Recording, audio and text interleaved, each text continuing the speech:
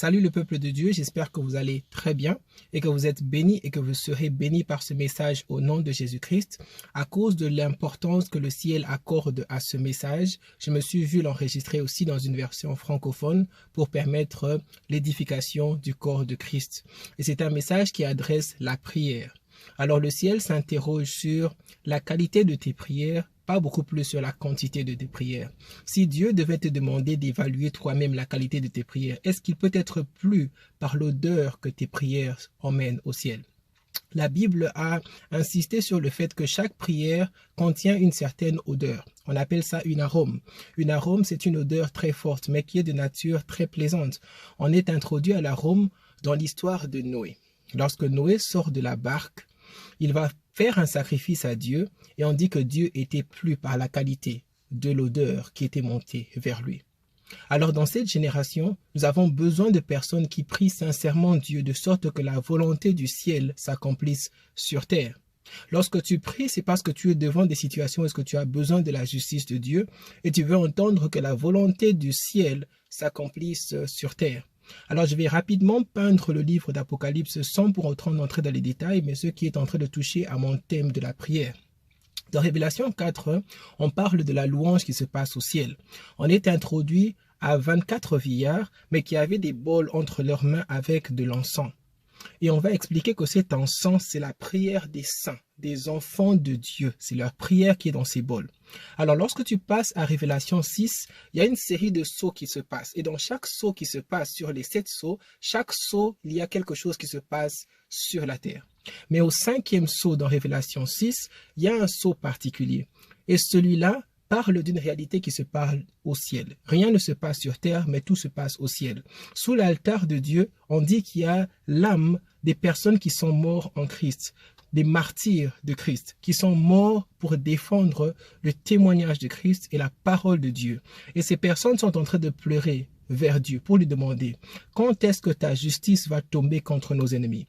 C'est comme ça que tu pries souvent. Lorsque tu pries, tu attends que Dieu puisse dealer avec tes ennemis, qu'il puisse traiter et qu'il puisse juger tes ennemis. Et on passera dans Apocalypse 7, où est-ce que Dieu avait déjà répondu pour dire que jusqu'à ce que le nombre des saints est réuni et qui sont protégés, c'est alors que je vais traiter le problème qui vous concerne. Alors dans Révélation 7, c'était ce qui se passe lorsque l'ange est en train de comptabiliser le peuple saint des dieux en interdisant à d'autres anges de permettre la destruction jusqu'à ce que ceux qui ont le sang de Jésus-Christ sur eux puissent être sauvés et libérés. Alors Révélation 8, qui est au centre de mon message, c'est lorsqu'on voit un ange de Dieu qui est sur l'altar dans la même position de laquelle on a parlé juste à l'heure, mais qui a un bol et qu'il est en train de mixer l'encens des prières des enfants de Dieu. Et lorsqu'il mixe cet encens et qu'il commence à brûler, on dit qu'il y a une fumée qu'il manque. Et cette fumée arrive devant la présence de Dieu. Et immédiatement, la réponse de l'ange, c'est de prendre ce bol et de le renverser vers la terre et le feu descend. Maintenant, tu comprends que lorsque tu es en train de prier, tu vas commencer à prier verticalement contre les démons pour dire j'envoie le sang de Jésus-Christ, mais en réalité, rien ne se passe verticalement. Ça commence d'abord par un mouvement vers le haut, où est-ce que la qualité de ta prière, l'odeur de ta prière monte vers la présence de Dieu, et lorsque Dieu est plu par cette prière, il envoie le sang et le feu de Jésus-Christ, et c'est ça qui brûle tes ennemis. Alors nous sommes dans une génération où est-ce que nous aimons très souvent abuser de la prière et parfois même à identifier les ennemis. C'est une très bonne chose, mais il faut faire très attention parce qu'il y a des moments dans la vie où est-ce que ton ennemi, ce n'est pas ta tante, ce n'est pas ton oncle, mais l'ennemi de Dieu, c'est toi.